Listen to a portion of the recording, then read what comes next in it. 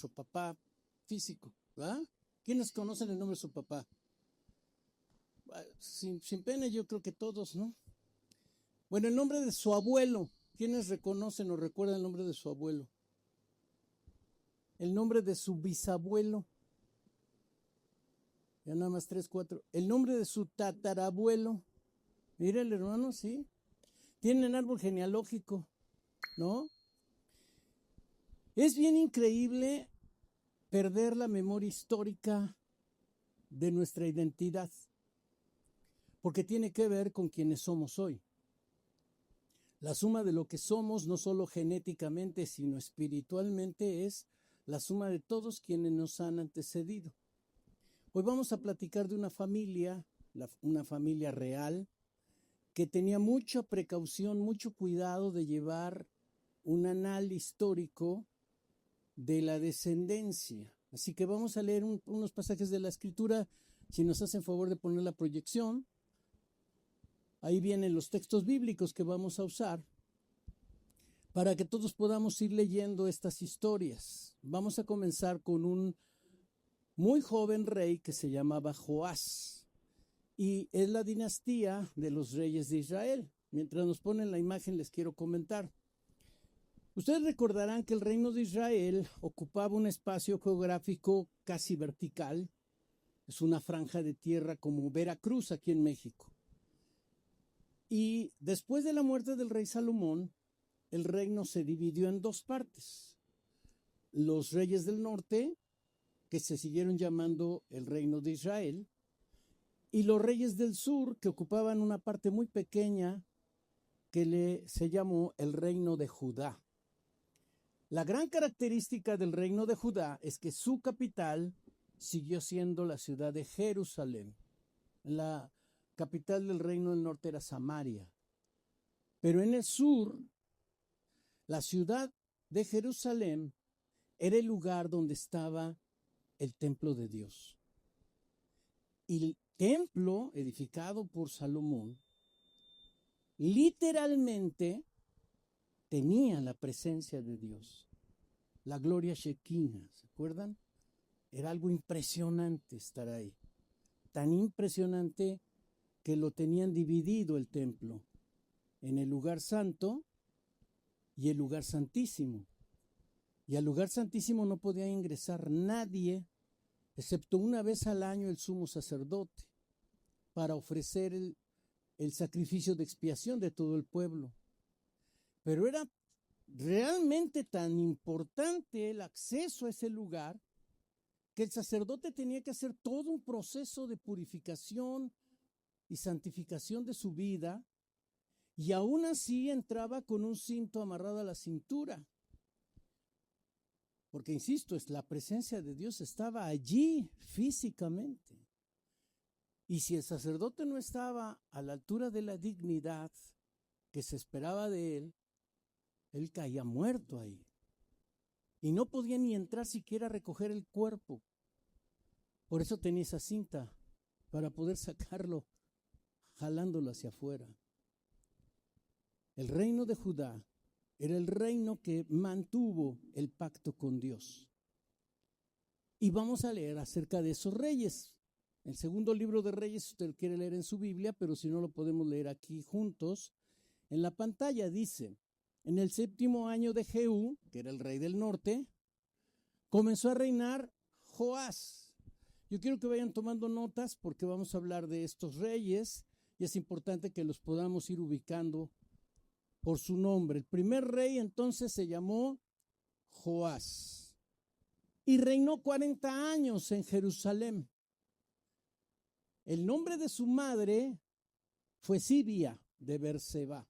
Ahora es muy importante esto porque normalmente en las genealogías bíblicas muy escasamente aparecen los nombres de las madres, solamente aparece el nombre de los padres de familia. Pero en este caso, todos los que vamos a leer, sí aparece quién era su madre. Es un factor muy interesante en esta lectura. Dice la Biblia en el verso 2, acompáñenme a leerlo, por favor. Y Joás hizo, los quiero escuchar, a ver, por favor. Y Joás hizo lo recto ante los ojos de Jehová todo el tiempo que le dirigió el sacerdote Joiada. Con todo eso, los lugares altos no se quitaron, porque el pueblo aún sacrificaba y quemaba incienso en los lugares altos. La siguiente, por favor. En el segundo año de Joás, hijo de Joacás, rey de Israel, comenzó a reinar Amasías, hijo de Joás, rey de Judá. Aquí, si ustedes pueden notar, el rey del norte era el tocayo del rey del sur. Simultáneamente había dos reyes que se llamaban Joás, eran tocayos. Dice el verso 2, cuando comenzó a reinar era de 25 años, está hablando de Amasías, y 29 años reinó en Jerusalén. El nombre de su madre fue Joadán de Jerusalén. Lea conmigo el verso 3. Y él hizo lo recto ante los ojos de Jehová, aunque no como David su padre, hizo conforme a todas las cosas que había hecho Joás su padre. Con todo eso, los lugares altos no fueron quitados, porque el pueblo aún sacrificaba y quemaba incienso en esos lugares altos. Déjeme hacer una acotación, porque aquí parece que Jotam tiene dos padres. No, ya me lo cambiaron, ¿verdad? No, la que estaba, por favor, ahí. Dice que no hizo las cosas como había hecho David su padre, sino las cosas que había hecho Joás su padre. No es que haya tenido dos padres. Lo que pasa es que el pueblo de Israel, y particularmente los reyes de Israel, tenían como referencia al rey David porque descendían de esa rama. Es su ancestro más importante, pero David además tenía una biografía, la misma Biblia dice que era un hombre conforme al corazón de Dios. Entonces, para los reyes de Jerusalén o de Judá, la figura de David era un ejemplo a seguir. Entonces este rey, Amasías, que hizo lo recto ante los ojos de Jehová, no lo hizo en la calidad que lo hizo el rey David, pero sí se mantuvo en la línea de su padre físico, que era el rey Joás. La siguiente, por favor. Llevamos dos reyes, ¿verdad? El primero es, y el segundo, Amasías. Dice, en el año 27 de Jeroboam, rey de Israel, comenzó a reinar Azarías, hijo de Amasías, rey de Judá. Cuando comenzó a reinar era de 16 años y 52 años reinó en Jerusalén. El nombre de su madre fue Jecolías de Jerusalén. Lea conmigo. E hizo lo recto ante los ojos de Jehová, conforme a todas las cosas que su padre Amasías había hecho. Con todo eso, los lugares altos no se quitaron, porque el pueblo sacrificaba aún y quemaba incienso en los lugares altos. Vamos a leer el cuarto rey, por favor. En el segundo año de Peca, hijo de Remalías, rey de Israel, comenzó a reinar Jotam, hijo de... Pero si te regresas, por favor, eso, ahí dice que el rey se llamaba Azarías. La siguiente, la que estamos leyendo. Y acá no dice que sea Azarías, sino se le llama Usías. ¿Por qué? Es una pequeña dificultad bíblica esa. ¿Saben por qué? Porque aquí en México nosotros a los que se llaman Memo les decimos, no, perdón, a los que se llaman Guillermo les decimos Memo. A los que se llaman Franciscos, Paco, ¿eh? A los que se llaman José, Pepe. A los que se llaman Antonio y a los que se llaman Azarías, Usías. Es la misma persona, solo que es el apócope del nombre. Bueno, es el mismo rey y su hijo se llamó Jotam. Cuando comenzó a reinar era de 25 años y reinó 16 años en Jerusalén. El nombre de su madre fue Jerusa, hija de Sadoc, Y él hizo, léalo conmigo, y él hizo lo recto. Léalo conmigo, por favor. Y él hizo lo recto ante los ojos de Jehová. Hizo conforme a todas las cosas que había hecho su padre Uzías. Con todo eso, los lugares altos no fueron quitados, porque el pueblo sacrificaba aún y quemaba incienso en los lugares altos. Edificó él la puerta más alta de la casa de Jehová. Vamos a orar. Por favor, incline su rostro. Señor, yo bendigo esta congregación y este tiempo que nos das para leer tu palabra y para meditar en ella. Permite que tu Espíritu Santo hable en nuestro corazón, que tu palabra no vuelva vacía, que pueda encontrar eco en nuestra mente, pero en lo profundo de nuestro corazón, para ser conscientes de lo que tú nos quieres decir y podamos nosotros no solamente oír la palabra, sino vivirla, ponerla por obra. Aquí estamos, Señor, esperando que seas tú quien nos hable esta mañana. Te lo rogamos humildemente por el nombre de Jesús. Amén. 4 reyes, descendientes uno de otro, con una característica principalísima, fundamental, extraordinaria. Todos ellos hicieron lo recto ante los ojos de Jehová. Hay un equipo de fútbol aquí en México que le dicen los Santos, ¿no? Estos sí eran los santos. Estos eran santos de a de veras. Hacían lo recto ante los ojos del Señor. Era visible su santidad. Era notoria su santidad. Era pública su santidad. Era evidente su santidad. Eso no es algo fácil de lograr.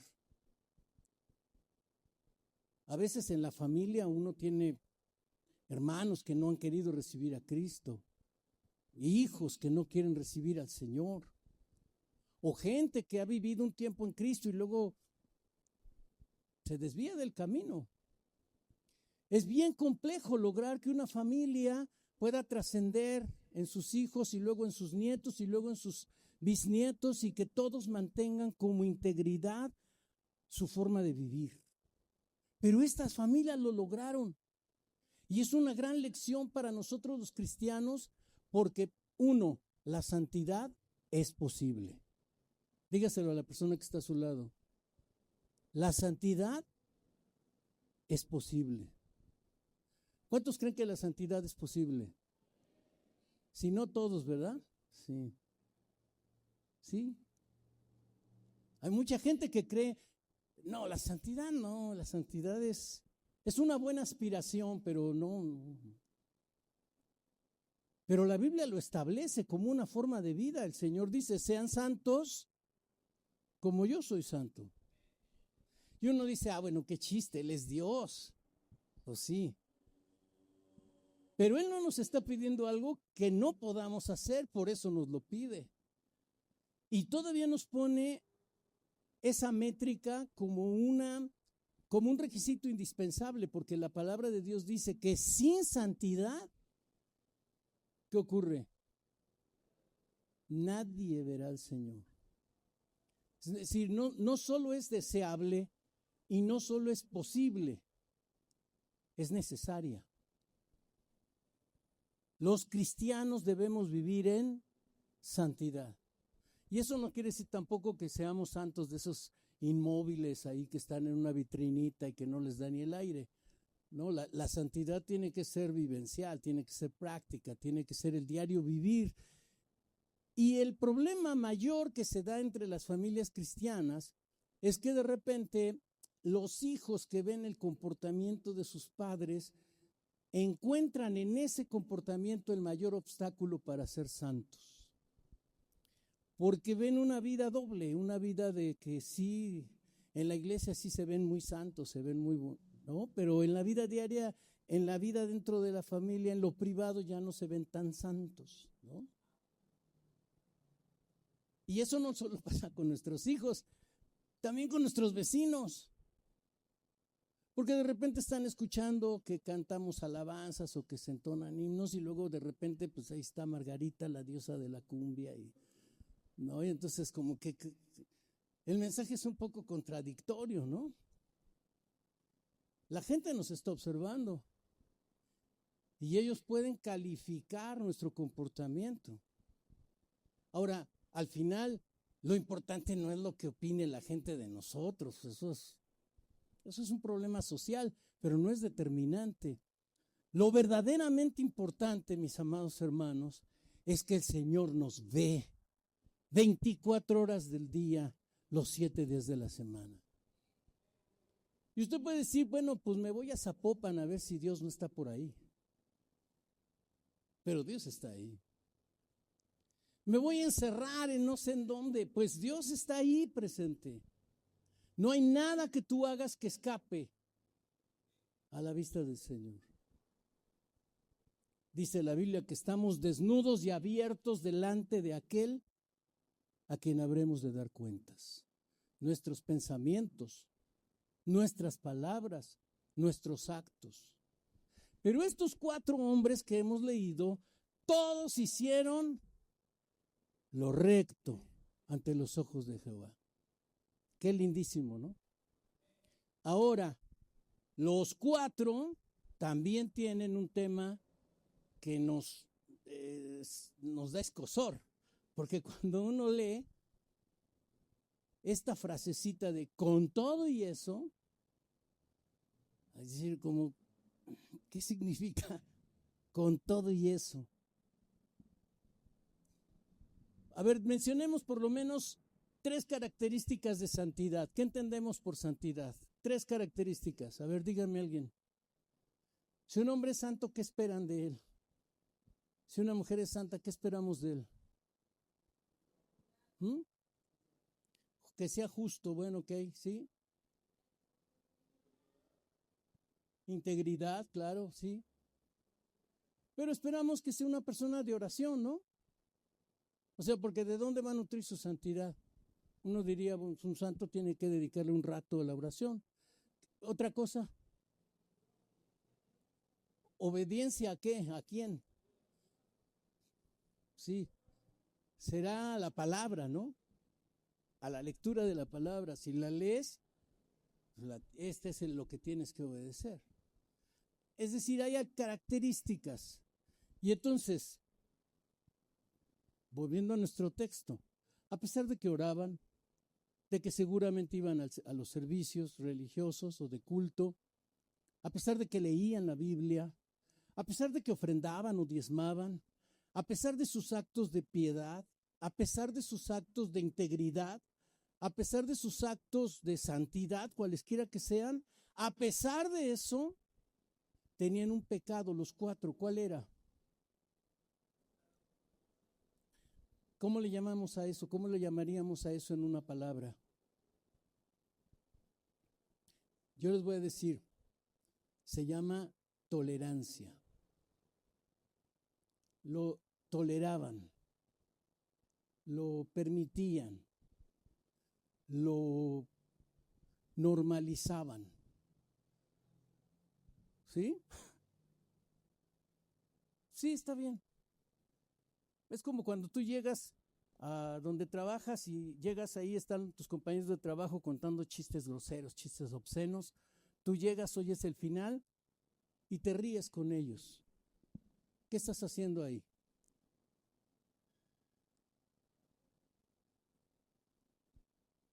Estás normalizando esa conducta.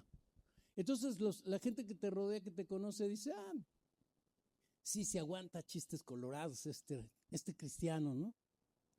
Sí, sí podemos contarle un chiste y se va a reír porque sí está a nuestro nivel, sí. ¿Qué pasa cuando tú llegas y están contando un chiste y tú dices, a ver qué les pasa? Tranquilos. O te van a empezar a criticar y decir, qué aburrido eres, o no sé, alguna expresión grosera incluso. Pero cuando tú vuelvas a llegar y dices, ya cálmense, ya llegó el santo, ya llegó el cristiano, ya llegó el hermano. ¿No les ha pasado? A algunos sí, ¿verdad?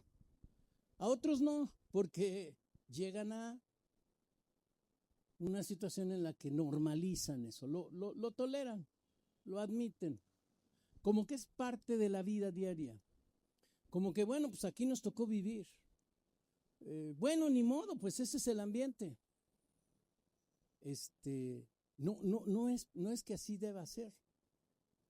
Ellos sí lo toleraron, ellos sí lo permitieron, ellos sí lo aceptaron. Y además hay un agravante, ellos eran los reyes, es decir, eran la máxima autoridad. Eran los que podrían haber puesto límites, eran los que podrían haber dicho, a ver, eso aquí no se puede. Y aquí no es un tema de mis preferencias, yo soy la ley, yo soy la autoridad, yo soy el rey. Pero ellos se fueron por permitirse ciertas libertades o darles ciertas libertades a la sociedad que gobernaban. ¿Saben cuál fue la consecuencia? Vamos a ver la siguiente lámina, por favor. Dice, en el año 17 de Peca, hijo de Remalías, comenzó a reinar Acaz, hijo de Jotam, rey de Judá. Cuando comenzó a reinar Acaz, era de 20 años y reinó en Jerusalén 16 años y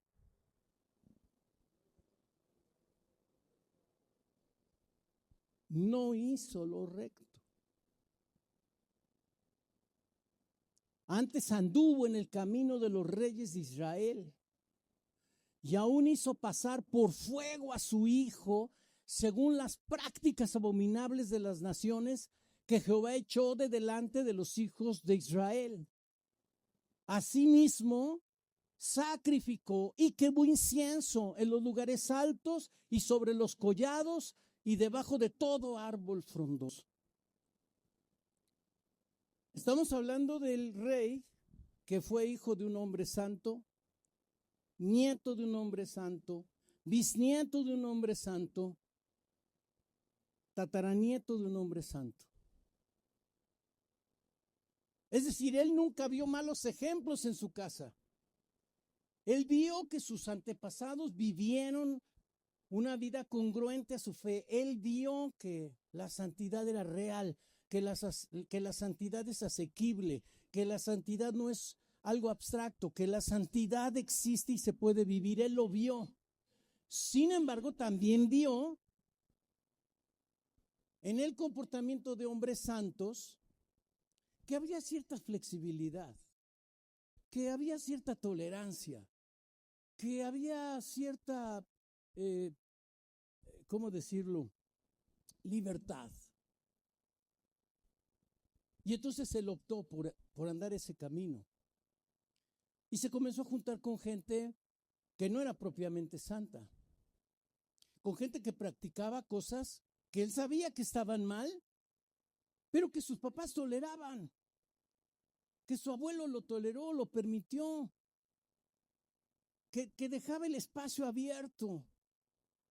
Y entonces él llegó a excederse, ya no solamente para no vivir en la misma santidad de sus padres y el ejemplo que había recibido desde niño, sino que además comenzó a asumir esas prácticas como propias y llegó a excesos terribles, incluso a llevar a su hijo y pasarlo por fuego.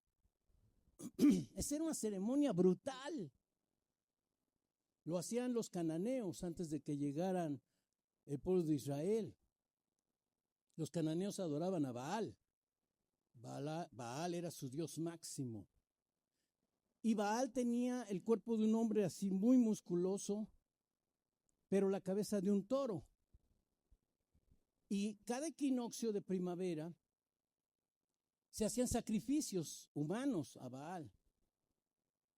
Entonces colocaban un tonel, digamos, un barril, en donde se le podía poner leña y una como parrilla encima, como si fueran a asar bisteces, ¿no? Una parrillada. Y cuando las llamas estaban en su máximo esplendor es cuando le colocaban la cabeza del toro con las fauces abiertas, y entonces las llamas de fuego salían por la boca abierta del toro.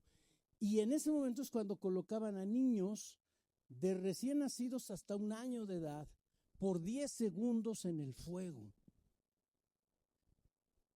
Y los iban contando con tambores. Claro, había niños que se morían ahí, no soportaban estar 10 segundos en las llamas. Otros niños lograban salvar la vida, pero quedaban quemados y marcados para toda su vida de que habían sido consagrados a Baal.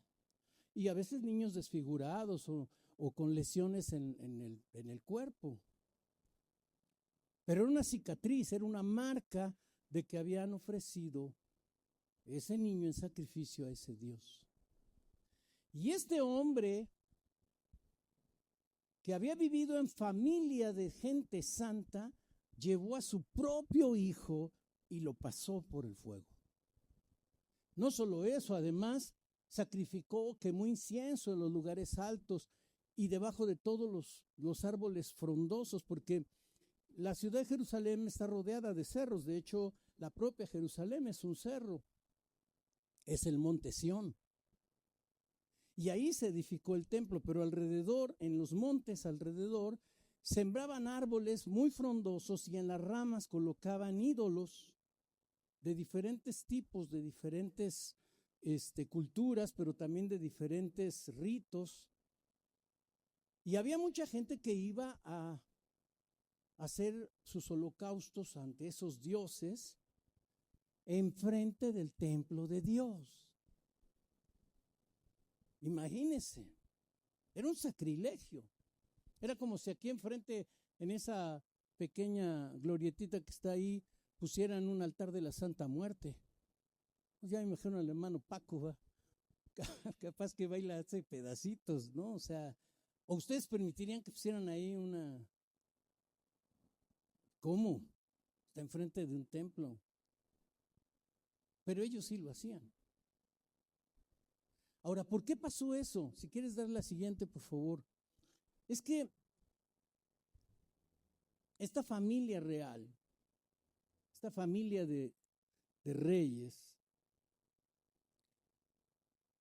cada vez que alguien se entronizaba, que heredaba el trono, además de ungirlo, de orar por él, se le entregaba una copia de la ley.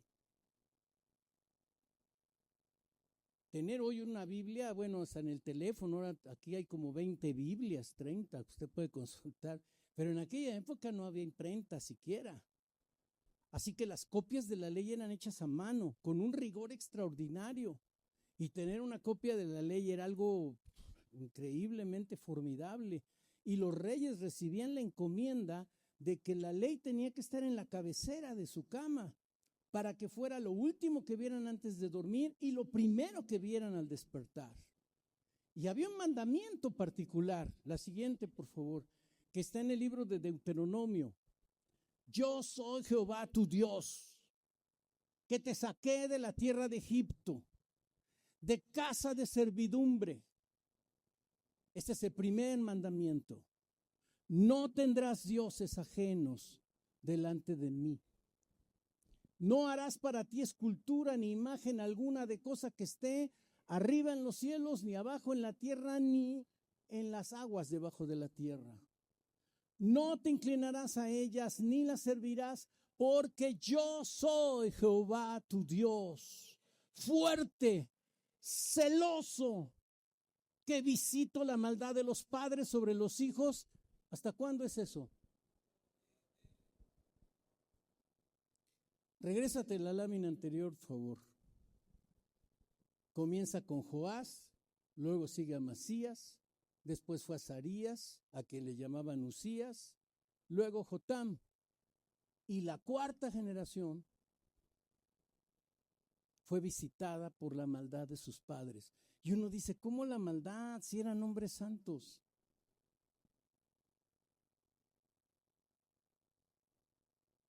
¿Cómo la maldad? ¿Sabe? La palabra santidad tiene una palabra sinónima que es integridad. Alguien lo dijo por ahí, ¿no? Integridad quiere decir la calidad de que no le falta nada, no tiene defecto. Cuando la integridad tiene una pequeña grieta, cuando la santidad tiene un pequeño fallo, cuando la integridad tiene una pequeña hendidura, un defecto cualquiera, pierde su calidad de íntegro. Igual la santidad. Por eso la Biblia habla mucho de mantener esta santidad incólume, porque dice un texto en la Biblia, una mosca muerta echa a perder el perfume del perfumista. Un solo error. Y este no era un error cualquiera, era un mega error. Era una situación intolerable para Dios. La siguiente, por favor, porque Dios es fuerte y celoso. Nuestro Dios es un Dios fuerte y celoso. Y a Dios hay que tenerle temor. El principio de toda sabiduría es el temor al Señor. Porque nuestro Dios es poderoso. Nuestro Dios, dice la Biblia, es terrible. ¿Quién podrá estar frente al Señor? Tenemos que tener un temor reverente a Dios que nos impida siquiera pensar en ofenderlo. Debemos de tenerle un temor a Dios tan profundo que ni siquiera se nos ocurra la menor posibilidad de hacer algo que ofenda su nombre.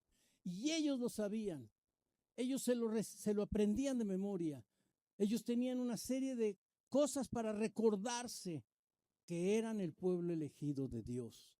Y esa herencia espiritual es la que la iglesia de Dios tiene el día de hoy. Todos nosotros, los cristianos, los hijos de Dios, somos llamados a ser un pueblo santo, una nación escogida. Somos pueblo adquirido, que hemos sido llamados de las tinieblas a la luz admirable del Evangelio. Pero los hijos de Dios solo tenemos una forma de identificarnos, y es la santidad. Por eso la Biblia dice que para poder identificarnos entre nosotros, la Biblia dice, tu espíritu da testimonio a mi espíritu que yo soy hijo de Dios. Es Dios quien nos ha sellado con su espíritu y por eso podemos tener la claridad de quiénes somos delante del Señor. Mis amados, hoy vivimos en una sociedad absolutamente perversa, cínica, sin límites. Vivimos en una sociedad no solo corrupta, sino corruptora. Hoy vemos a nuestros niños, no sé, de 7, 8 años, que no pueden hablar si no dicen groserías. Es literal, digo, no sé si ustedes lo han visto, pero niños que tienen ya adicciones. Niños y niñas de 10, 12 años que ya tienen relaciones sexuales o que ven la sexualidad como algo en lo que no es necesaria la integridad. Hoy tenemos en nuestra sociedad una permisión absoluta contra cualquier criterio de, ya no hablemos de santidad o cosas espirituales, de moral, de ética. Hoy vemos a la gente comportarse sin ningún pudor. ¿Y saben qué? Cuando yo veo a la sociedad así, yo digo, es cuando más se debiera de notar la presencia de la iglesia. Porque la iglesia no puede vivir bajo esos parámetros. Entonces sería muy fácil distinguir quiénes son cristianos. El problema es que no se distingue. Mire, Guatemala. El 60% de los habitantes de Guatemala son creyentes evangélicos. ¿Usted cree que eso se nota en la sociedad en Guatemala? ¿Ha cambiado algo? ¿La pobreza, por ejemplo? Colombia es el país en la América Latina que tiene más mega iglesias de todo el continente. Ahí una iglesia es de 500 gentes para arriba, la más chica. Pero hay iglesias de 5,000, 10,000, 25,000 personas. Tuve una iglesia en Cali, 25,000 personas en un culto. ¿Y ha cambiado Colombia? ¿Vemos la diferencia? Tienen un presidente que es ateo. La ex alcalde de Bogotá era una mujer lesbiana. ¿Por quién están votando los cristianos? Es así, tú dices, ¿de veras? ¿Por qué no se nota la diferencia, mis amados?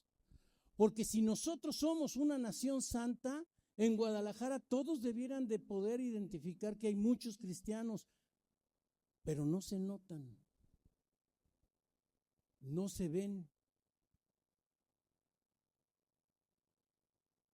Es nuestra permisión,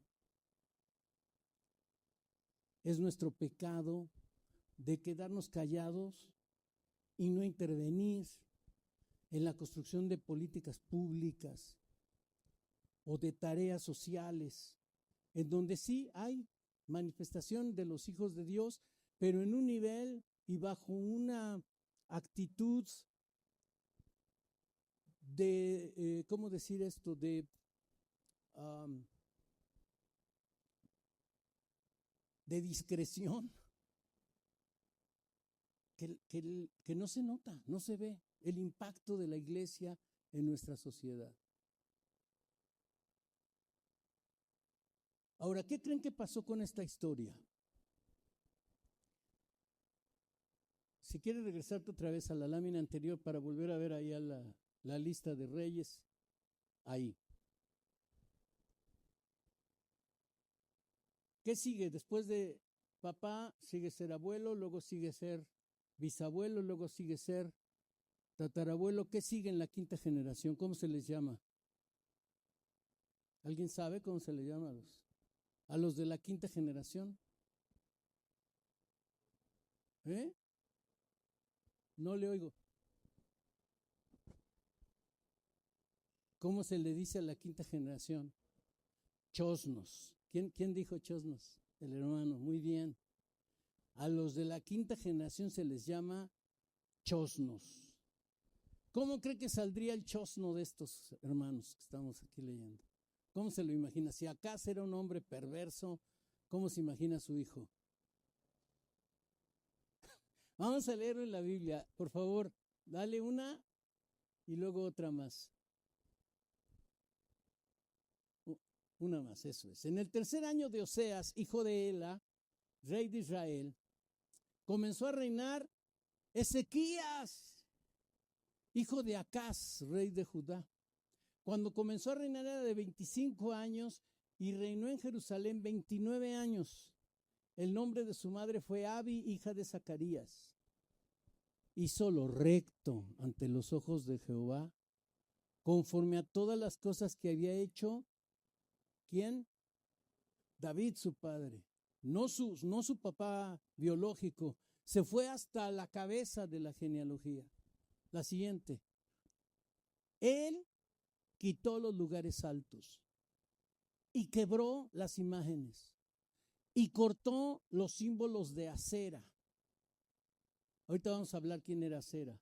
E hizo pedazos la serpiente de bronce que había hecho Moisés, porque hasta entonces le quemaban incienso los hijos de Israel y la llamó Neustán. Eso quiere decir cosa de metal. La siguiente. En Jehová, Dios de Israel, puso su esperanza, y ni antes ni después de él hubo otro como él entre todos los reyes de Judá. Siguiente. Porque siguió a Jehová y no se apartó de él, sino que guardó los mandamientos que Jehová prescribió a Moisés. Y Jehová estaba con él, y a donde quiera que salía, prosperaba. Él se rebeló contra el rey de Asiria y no le sirvió. ¿Cómo la ven? Este varón, Ezequías, tiene una historia más emocionante que la de Spider-Man o la de Iron Man o esos superhéroes. Este sí era un verdadero superhéroe. Lo primero que hizo es que cuando lo hicieron rey, mandó llamar a sus ministros. Yo me lo imagino, ¿va? Estoy tratando de pensar, yo soy Ezequías, ¿qué hago, no? Entonces manda llamar a todos sus ministros de gobierno y le dice, a ver, el de agricultura, mañana te me vas y podas todos los árboles que hay ahí. Todos los cortas. ¿Qué creen que le dijo su ministro de agricultura? No, ¿cómo crees? Vas a aniquilar el medio ambiente. No, ¿qué? ¿Cómo crees, rey? Te va a multar Semarnat, no puedes tirar árboles. Es ir un poco en contra de la cultura, ¿no? A ver, dijo, perdón, yo soy el rey. Me cortan todos los árboles que hay alrededor del templo, todos. Y las imágenes las rompen. Pero ¿cómo crees? Eso es intolerancia religiosa. No, me rompen todas esas cosas. No tienen ningún valor. Las destruyen. Si la gente quiere tener ídolos, que lo tengan en su casa, pero no en lugares públicos. Los rompen. Por cierto, ahí hay una imagen de Acera. Era la diosa del sexo. Era la diosa de la sexualidad, ¿no? Ahí iban a pedir las mujeres ser fértiles, o los hombres, yo qué sé. Allá en Bolivia hay una cosa espantosa de un ídolo para la fertilidad masculina, es una cosa feísima, pero ahí está, le rinden culto a esa cosa. Yo me lo imagino así. Pues van y lo despedazan, eso no está bien, y menos enfrente del templo, quítenlo, lo rompen. Oye, rey, también ahí está la serpiente de bronce que hizo Moisés en el desierto. ¿Se acuerdan de esa historia? Que se rebeló el pueblo de Israel y salían serpientes de debajo de la arena y les mordían a los hombres en las pantorrillas. Háganla pedazos, eso no sirve para nada. Eso no tiene ningún valor espiritual, eso no nos ayuda, lo destruyen, es una cosa de metal.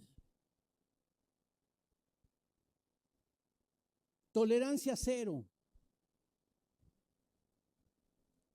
Esa es la filosofía del rey Ezequías. Tolerancia cero. Solo hay alguien a quien tenemos que obedecer, y ese es el Señor Dios Todopoderoso, el Creador de los cielos y la tierra, nuestro Señor y Salvador. Él es Rey de reyes, Él es Señor de señores. Amén.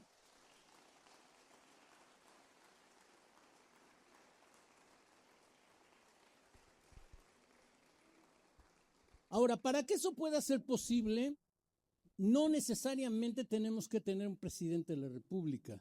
Ojalá y que sí. Pero lo que sí debemos hacer es que los cristianos puedan participar en acciones públicas que puedan tener efecto en toda la sociedad.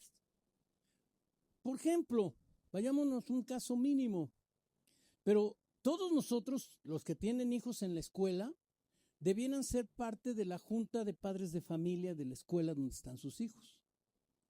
Porque eso les permitiría a ustedes organizar los festivales que se hacen en las escuelas. Porque eso les daría a ustedes las facultades para proponer actividades dentro de la escuela. Porque eso les permitiría a ustedes como padres de familia influir en los proyectos de educación, sobre todo en esta época que tenemos la nueva escuela mexicana y que ahora ya la educación no se hace en base a los libros de texto, sino se hace en base a proyectos. Y usted le puede proponer al maestro o a la maestra, le propongo un proyecto para que eduque a nuestros hijos así o asado, y proponer, no sé, por ejemplo, reuniones de padres de familia en las escuelas públicas. O sea, se puede hacer tantas cosas. El problema es que nosotros como cristianos no nos involucramos ni participamos en los espacios en donde podemos ser influencia. Les decía yo ayer en la reunión con jóvenes que me hicieron favor de invitarme, La luz no es importante por su esencia misma. La luz no es importante por el fulgor que pueda dar. La luz es importante por el lugar donde la colocamos. Por eso la Biblia dice, no se prende una lámpara y se pone debajo de una mesa, porque ahí debajo de la mesa, pues no va a alumbrar. A lo mejor se va a ver una luz por ahí, pero no va a alumbrar. El Señor dice que se enciende una lámpara y ¿dónde se pone? ¿En dónde? En el centro de la habitación. En el centro de la habitación. Y dice el Señor, así alumbre vuestra luz delante de los hombres, para que vean vuestras buenas obras y glorifiquen a vuestro Padre que está en los cielos. Una ciudad sobre un monte no se puede esconder. La santidad de los hijos de Dios debe ser esa ciudad sobre el monte, que todos la puedan hacer claramente notoria y digan, yo quiero eso. Yo quiero eso para mis hijos, yo quiero eso para mi familia, yo quiero eso para mi ciudad. Los cristianos podemos ser influencia en muchísimos espacios que hoy no lo somos, solo por una razón: indolencia, permisidad. Dejamos que los demás gobiernen o hagan cosas por nosotros, y a nosotros nos toca obedecer cosas que van en contra de nuestra fe y de nuestros valores como hijos de Dios. Y la única consecuencia de eso es que vamos a ver a nuestros hijos en el pecado que cometió Joacás. Es exactamente lo mismo. No importa tu santidad, no importa tu vida de cristiano como hijo de Dios, si no impactas a tu sociedad, tu santidad es como la fe sin obras. ¿Se acuerdan lo que dice la Biblia? La fe sin obras es, otra vez, la fe sin obras es... La santidad sin impacto social es exactamente igual. Está muerta. La santidad tiene que tener impacto social. Tus vecinos tienen que decir, no, a ver, tenemos un problema con la basura, vamos a preguntarle al cristiano ese, él sí va a saber qué hacer con eso. Tenemos un problema aquí con, no sé, con las luminarias, vamos a preguntarle al cristiano, él va a saber qué hacer con el problema que tenemos de luz en nuestra colonia. Los cristianos tenemos que impactar socialmente, no solamente porque tenemos las respuestas. En la Biblia están. Es maravilloso. La Biblia es un manual de buen gobierno. Ustedes la estudian, si la vamos revisando, la Biblia nos da el manual de buen gobierno. Desde cómo gobernar bien tu casa, hasta cómo gobernar bien tu ciudad, hasta cómo gobernar bien tu país. El problema es estudiar la Biblia con esta visión. Y miren, ahí está fácil. Regrésate, por favor. Si nos ayudas ahí. Una más. Y esto me encanta. Ah, bueno, sí, perdón. Es la que sigue. Sí, ¿dónde estabas? Eso, ahí. Cuando un hombre tiene autoridad en su casa, ya no hablemos de la ciudad o de políticas públicas, hablemos de nuestra casa. Cuando un hombre, un varón, asume su responsabilidad y tiene este gobierno, buen gobierno en su casa, entonces el secreto está en que pone al Señor nuestro Dios como su única esperanza. Yo quiero que mi hijo sea profesionista, no tengo los recursos, pero pongo al Señor toda mi esperanza en Él. Mire, yo crecí en el camino del Señor desde que era muy niño. Y yo vi un milagro extraordinario en mi congregación donde yo me reunía o me llevaban mis papás de niño. Porque había un hermano que era un indigente,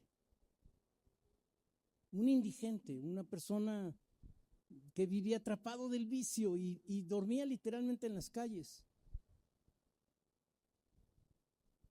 Pero era un hombre casado y tenía 4 hijos abandonados, porque el alcohol lo tiraba y se quedaba a dormir en las calles. Y mi pastor lo comenzó primero lo recogió de la calle, lo llevó a la iglesia, lo bañó, le dio de comer, le empezó a compartir el evangelio. Y este hombre, muy avergonzado al final, pues ya le comentó sobre su familia, fueron a ver a su familia y literalmente vivían en una casa de cartón, una cosa en la miseria más profunda. Yo vi a ese hombre indigente convertido unos años después en gerente de una empresa. Sus hijos convertidos hoy en profesionistas, todos. Y él en un ministro del evangelio. El evangelio tiene poder. El evangelio es potencia de Dios para salvación a todo aquel que cree. Pero hay que poner en Jehová nuestra esperanza. Y entonces te digo una cosa, la gente va a hablar y va a decir, ni antes ni después ha habido otra persona como él en Jalisco. Donde hoy está la Minerva, ahí van a poner una estatua de algunos de ustedes. Aquí del pastor Josué, ¿no? Vamos a decir. Y decir, oye, ¿quién es ese señor? Pues ese señor fue el que transformó Guadalajara. No ha habido otro hombre como él, quién sabe si va a haber otro hombre como él. Yo una vez le propuse a una iglesia, vamos a hacer un concurso de santidad, a ver quién hace más obras de santidad en un mes. Y se puso bien interesante el tema. Yo no digo que lo hagan aquí, pero ojalá se animaran. Pero lo que quiero decir es que cuando usted pone en Jehová su esperanza, usted va a ser una persona sin igual, sin paralelo, sin nadie que se le aproxime, porque usted está confiando no en su inteligencia, en sus relaciones, o está poniendo su esperanza en Jehová nuestro Dios. Y mire, el secreto está acá. La siguiente, por favor. Son 3 cositas. Número 1, siguió a Jehová. ¿Qué hay que hacer? Número 1, seguir al Señor. Número 2, no se apartó de él. No que hay una iglesia con unos hermanitos que yo les decía que me encantaban verlos, pero eran hermanos cadochos. ¿Saben ustedes de esos? Los cadochos, ¿sí conocen a los cadochos? Que nada más cada 8 días se acuerdan de Dios, ¿no? Cada 8 días agarran la Biblia, cada 8 días cantan una alabanza, porque no, los demás días no. Hasta hay un chico, un dibujito donde está un cristiano así bien santo con su Biblia en la mano y da un paso de 7 días y entonces se convierte en un demonio y avienta la Biblia, pero llega hasta el otro y entonces ya otra vez está ahí. No, la santidad no es un juego, no. Hay que seguir al Señor y luego no apartarse de Él. Y 3, guardó los mandamientos que Jehová prescribió a Moisés. Y yo conozco cristianos que tienen los mandamientos de Dios tan guardados, pero tan bien guardados, que luego ni los encuentran. ¿Dónde los habré guardado? Dice. Y los resultados de eso, Jehová estaba con él. Porque si usted está con Dios, pues Dios está con usted. Está fácil, ¿no? Si nosotros estamos en el Señor está en nosotros. Si usted vive en Dios, Dios vive en usted. Es más, lo cantamos, ¿no? Y lo que ahora vivo en la carne, lo vivo en la fe del Hijo de Dios, el cual me amó y se entregó a sí mismo por mí. Jehová estaba con él y donde quiera que iba, prosperaba. Yo tenía un vecino, tenemos un departamentito allá en la Ciudad de México, en una unidad que se llama Aragón, y entonces tenía un vecino que me decía, oiga, vecino, ¿Cómo le hace? Yo quiero tener la suerte que usted tiene. Digo, no, no es suerte. No es suerte, se llama bendición de Dios. Pero cuando tú sigues al Señor, el Señor está contigo y donde quiera que vayas, vas a prosperar. Donde quiera, lo que quiera que hagas, vas a prosperar. Si está en el plan de Dios, ¿verdad? Porque si tú dices, también conocí un chico que empezó a ir a la iglesia y pues me acerqué a conocerlo, ¿cómo te llamas? Qué bueno que viniste, bienvenido, en fin, lo invité a desayunar para conocerlo y cuando le pregunté, ¿a qué te dedicas?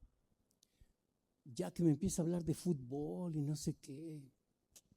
Y ya pues, seguimos comiendo y al ratito le vuelvo a preguntar, pero quiero saber a qué te dedicas. Y otra vez me cambió la plática y entonces yo dije, no, me está ocultando algo, ¿ah? A ver, hermano, dime a qué te dedicas, yo necesito saber a qué te dedicas. Dice, mire, pastor, le voy a decir la verdad, pues soy ladrón profesional, a eso me dedico, yo robo, pero eso sí le digo, cada vez que voy a robar me encomiendo mucho a Dios. Entonces, Señor, ciérrale los ojos que no me vean, que sea invisible a los ojos de... No, eso no, así Dios no te va a bendecir, Dios no te va a prosperar y te estás autoengañando. Pero pon tu confianza en el Señor y Él te dará las peticiones de tu corazón. Mis amados, yo veo en ustedes a hijos de Dios.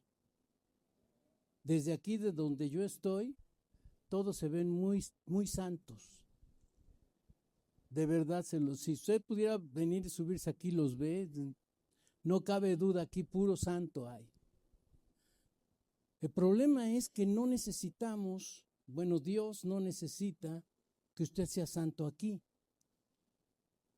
Donde se necesita que usted sea santo es allá afuera.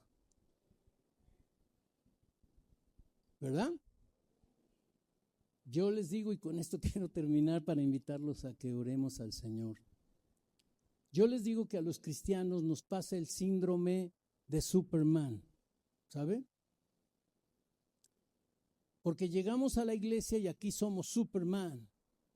Aquí todos son superpoderosos. Aquí alguien ora y se siente la presencia de Dios. Aquí están los hijos de Dios. Aquí todos somos Superman, Superwoman. Pero cuando salimos, entonces nos disfrazamos de Clark Kent. Y salimos al mundo como Clark Kent, sin que nadie sepa que soy cristiano, sin que nadie note mis superpoderes. Si me pongo lentes, me pongo nervioso, finjo ser un mediocre. Es al revés, amados. Aquí es donde nosotros tenemos que venir a buscar la fortaleza de nuestra vida, la sanidad espiritual de nuestro corazón, para que cuando salgamos de aquí, entonces sí seamos el factor de transformación de nuestra sociedad. Hay mucho que hacer. Para donde usted voltee, hay mucho que hacer. Nada más que no lo estamos haciendo. Pero yo lo vengo a desafiar hoy. Primero, para que ponga toda su esperanza en el Señor, para que siga al Señor, para que no se aparte de Él y para que guarde los mandamientos del Señor. Y entonces sí, no habrá nadie como usted en todo Guadalajara. No habrá nadie como usted en toda su colonia. No habrá nadie como usted en el lugar donde trabaja. En donde usted se pare, ahí va a estar la bendición de Dios. Usted va a ser transformador, usted va a ser el agente de cambio, usted va a ser la luz en este momento de oscuridad que necesita nuestra nación.